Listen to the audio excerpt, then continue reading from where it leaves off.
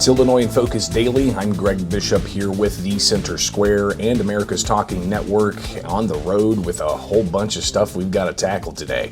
Everything from former President Donald Trump visiting Chicago to speak in front of a group to pension reform conversations and some conversations I had with individuals at Gat Guns, talking about everything from the Second Amendment to sales and even the trajectory of the case challenging Illinois' gun and magazine ban. So that's coming up here with Illinois in Focus Daily. Be sure to like, subscribe, hit that notification bell, and join us each and every weekday morning breaking down things you need to know to get your day started. One thing I do want to keep you posted on, and we'll obviously unpack this more as it moves forward, but the corruption trial against former Illinois House Speaker Michael Madigan, that is still ongoing with jury selection. So they were able to continue jury selection yesterday, believe they're going to continue that today. We could possibly see opening statements sometime early next week, but we'll definitely connect with Jim Talamonte, our reporter out of Chicago for the Center Square, who's attending jury selection and will be heading to all of the hearing, all the evidence. So we'll get an update from him later on this week. But stay tuned with Illinois in Focus Daily on the road. I'm Greg Bishop. Like, subscribe, and hit that notification bell for America's Talking Network.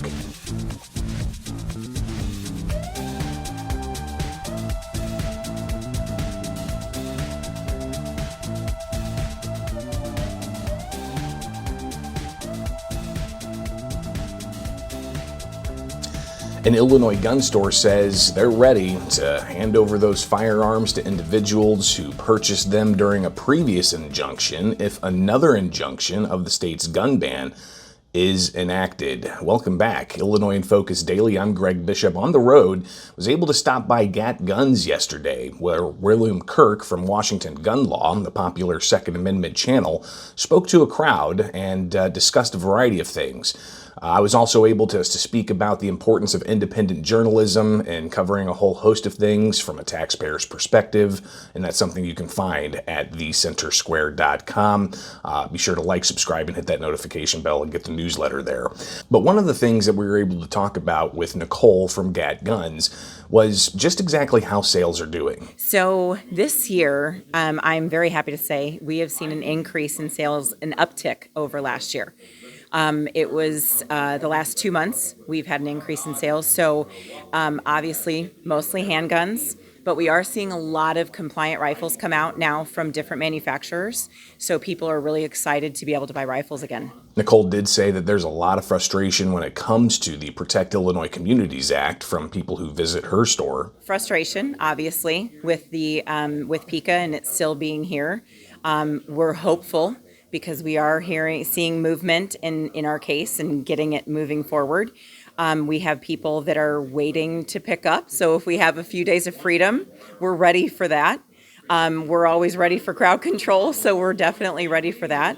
And I'm really excited to see there's a lot of women purchasing firearms, and I always put a plug in for that because I'm really happy to see the uptick in that. And then elderly people, there's a lot of elderly people that are purchasing firearms. They want to feel safe. They don't want to have to move. So that's how they're going to feel safe. But what if there is an injunction? What happens next? Nicole said that they're ready. So we have a huge section of our vault that is filled with just those firearms of people that have purchased and they are waiting to pick up. For them, we only need a cleared check. We don't need a full 72-hour background check because they have already entered into the contract of the purchase of the sale of the gun. So we are ready for that when they're available. It is doubtful that it would be a full 72 hours and we would be able to put new firearms in people's hands, but those firearms that are waiting, we will likely be able to take care of those.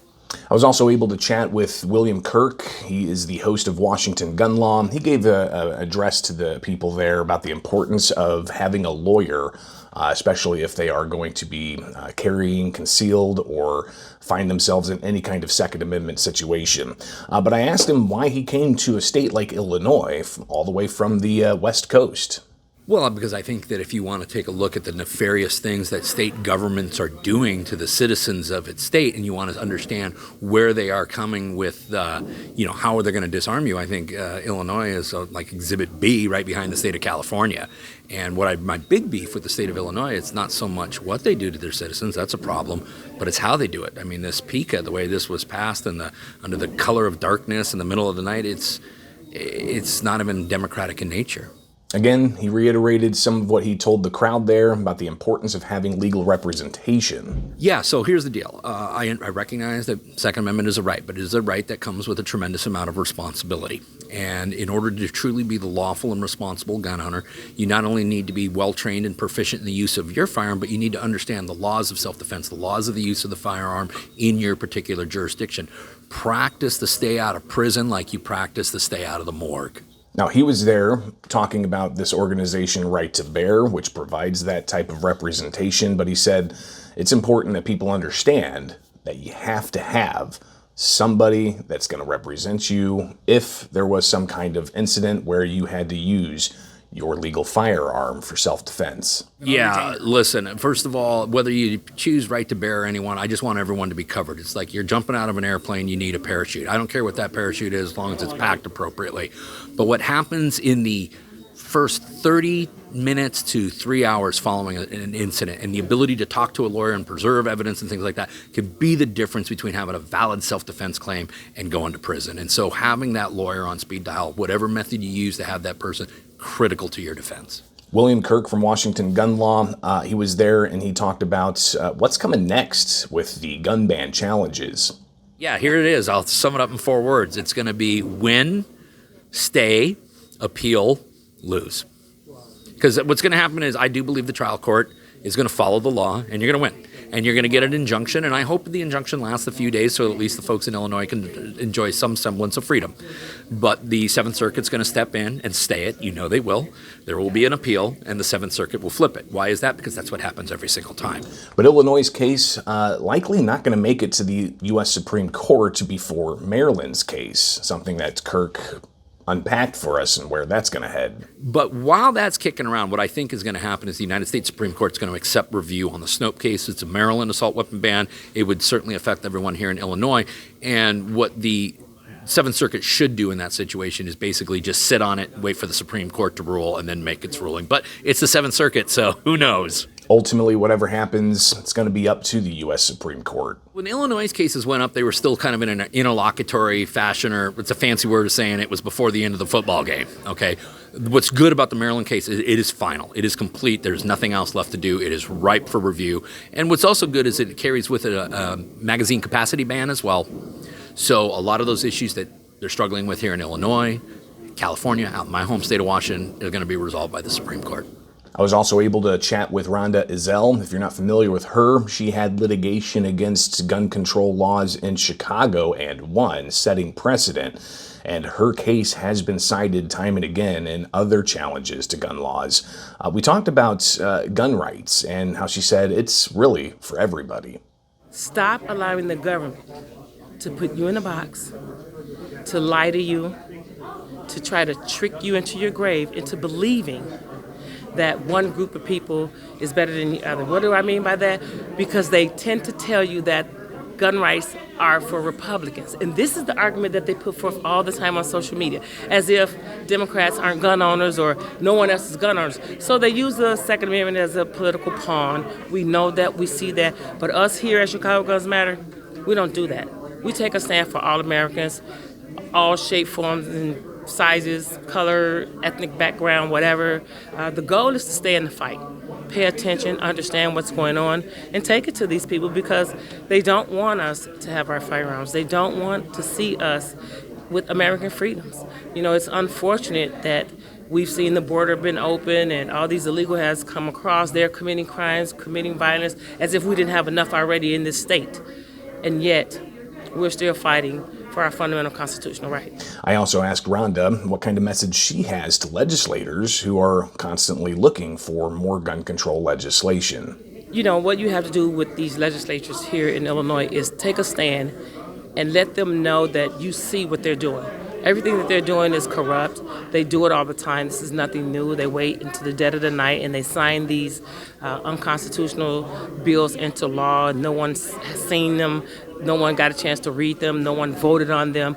But of course, the Democrat machine, this is what they do. This is not the first time, and it sure won't be the last. But take a stand for something, because if you don't, you'll fall for anything. And we've taken a stand. We've made a stand. We've set a precedent. We continue to fight. They don't like us. Unfortunately, who cares? You know, our job is to make sure that we preserve freedoms in this country. There's another event at Law Weapons. I will be heading to that in Naperville and talking with Robert Beavis, who is one of the plaintiffs in Beavis v. Naperville. That city's ban on semi-automatic firearms, and that's been up and down the judiciary. It'll be interesting to hear what he has to say about sales and about a possible injunction, so we'll bring you some of that here with Illinois in Focus Daily. I'm Greg Bishop. Like, subscribe, and hit that notification bell, and join us each and every weekday morning here with America's Talking Network.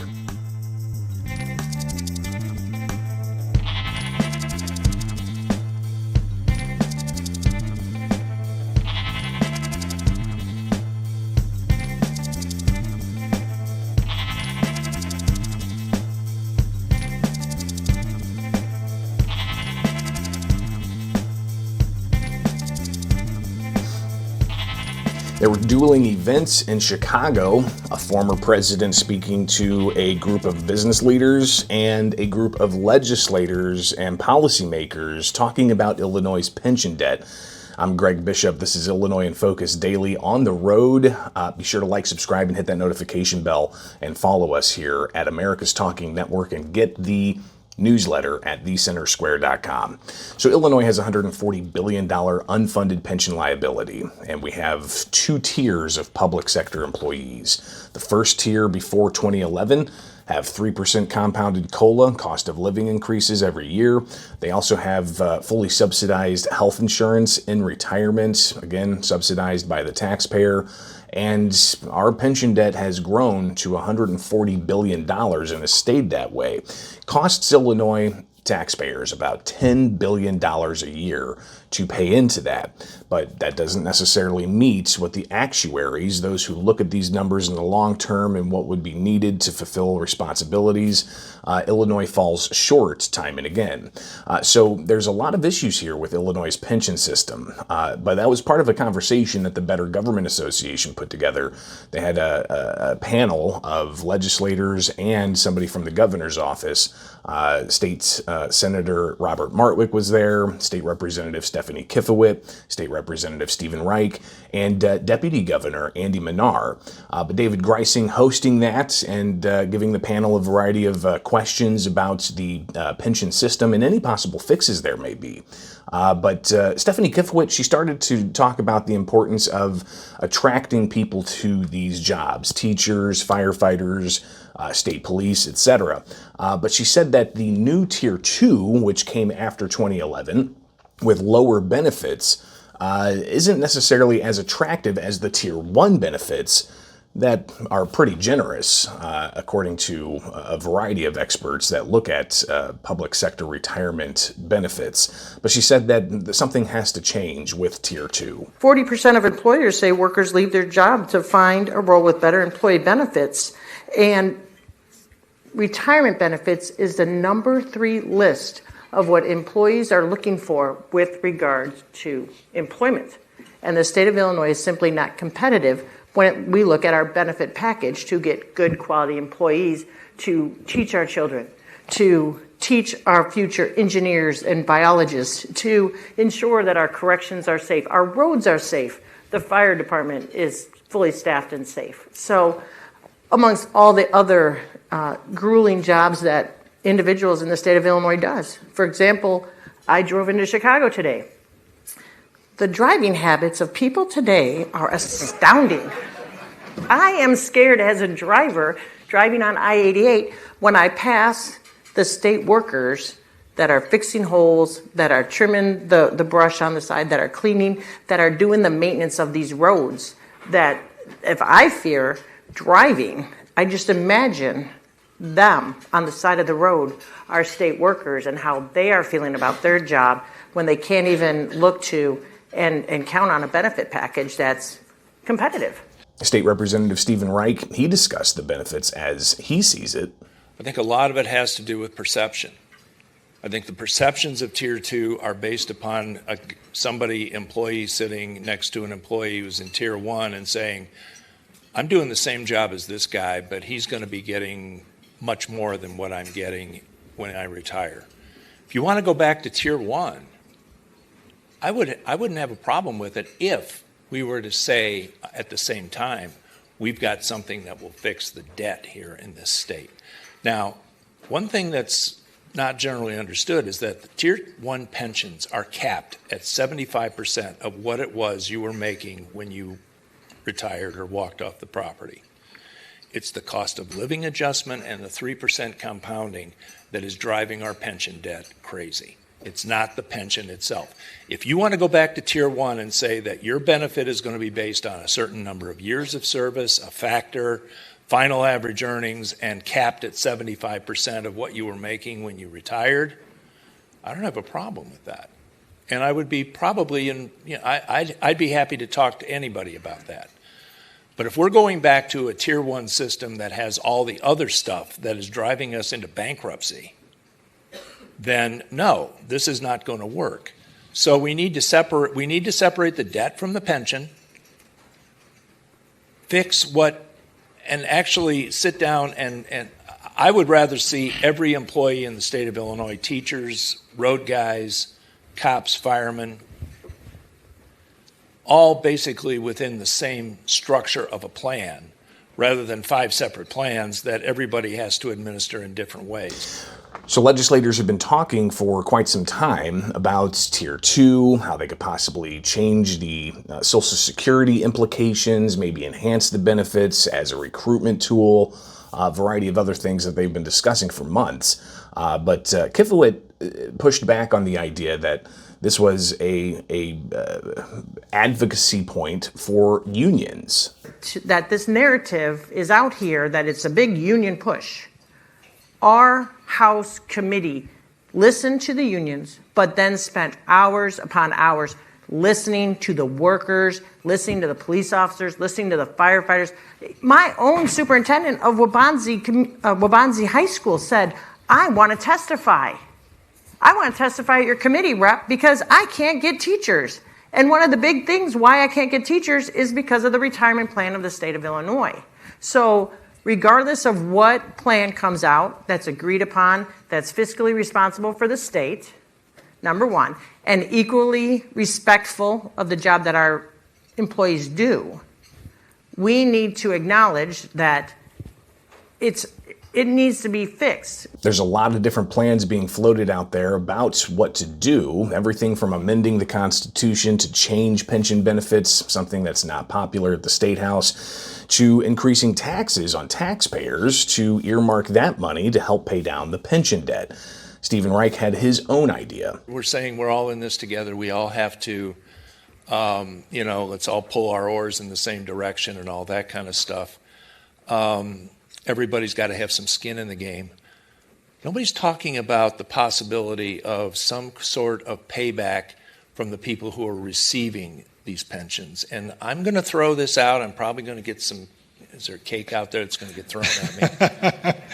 But no, I'm it looks like if we're going to go to the taxpayers, if we're going to go to the taxpayers and say, hey, you got to pony up all this money for 10 years, I don't think it's unfair to take and tell the people who are receiving state pensions that for the next 10 years, the pension you receive from the state of Illinois, whether it's TRS or SERS or anybody else, the pension you receive from the state of Illinois is going to be subject to state income tax.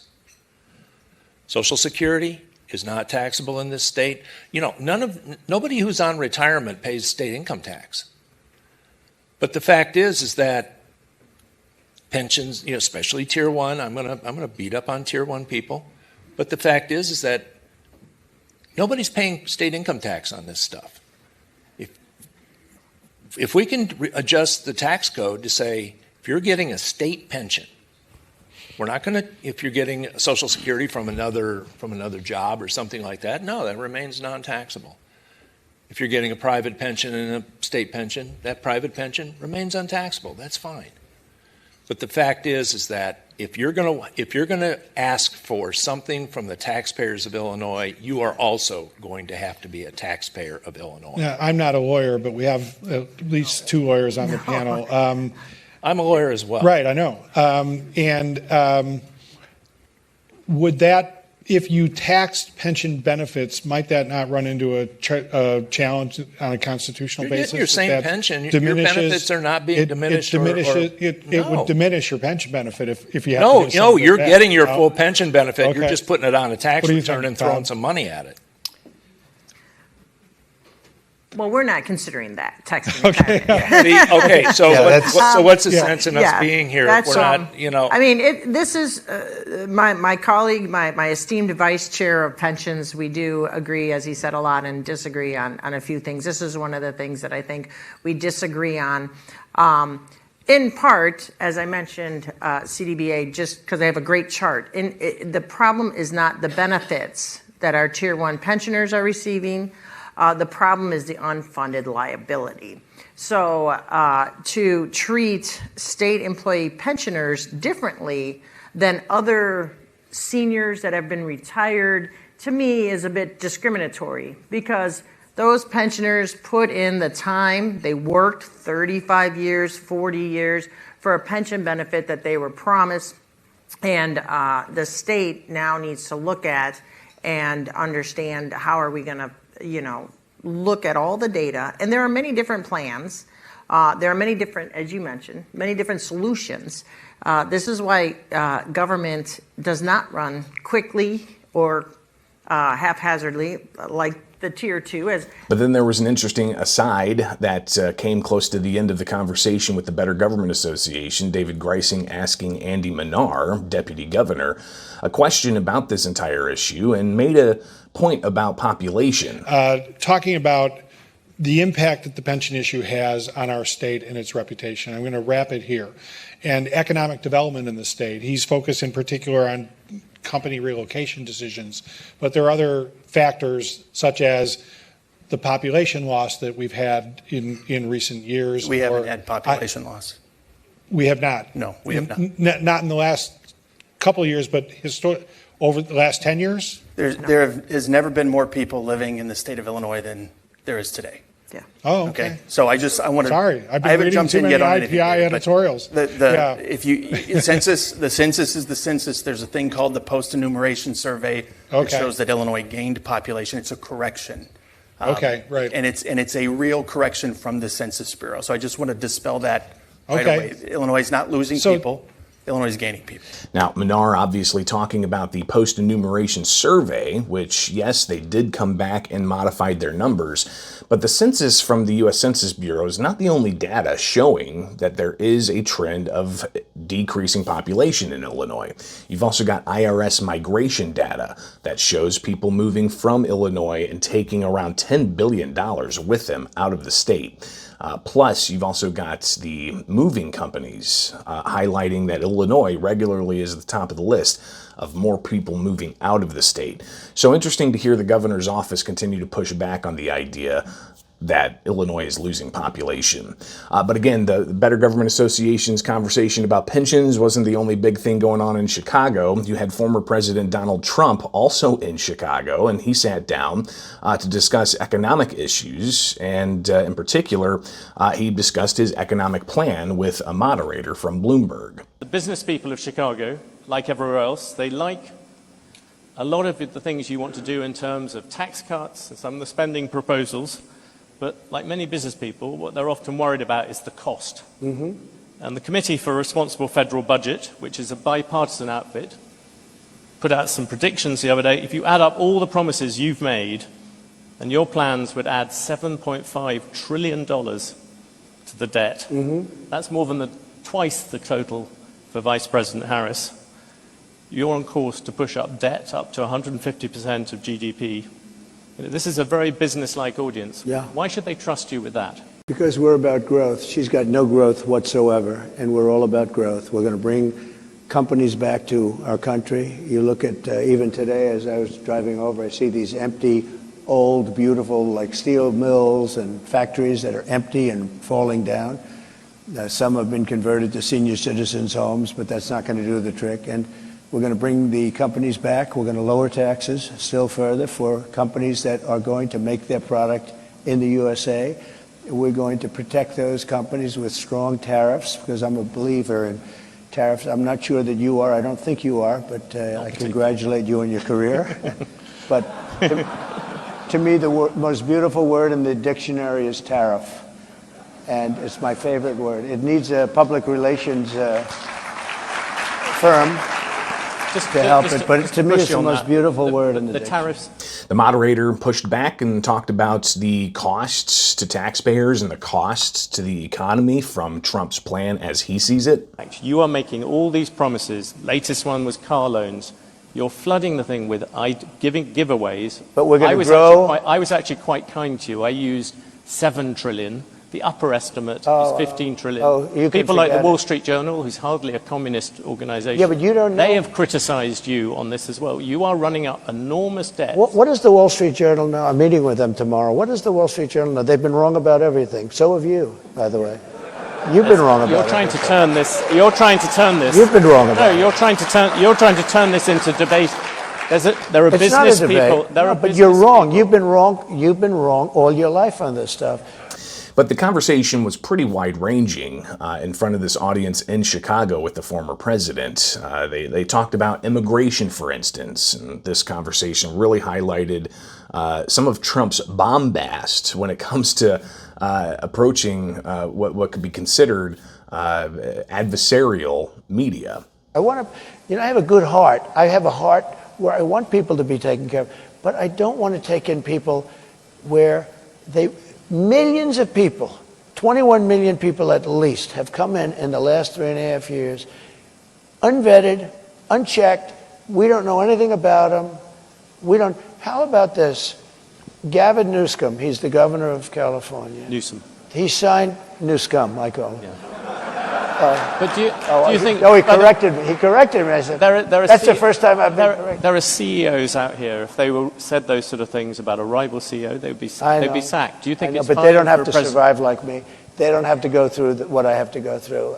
There's never been a president that's been treated like me, so I have to fight my own way. Well, you made a. But Trump also talked about his plans with the federal judiciary if he was to become president. But I got 3 judges, and you know what they want to do?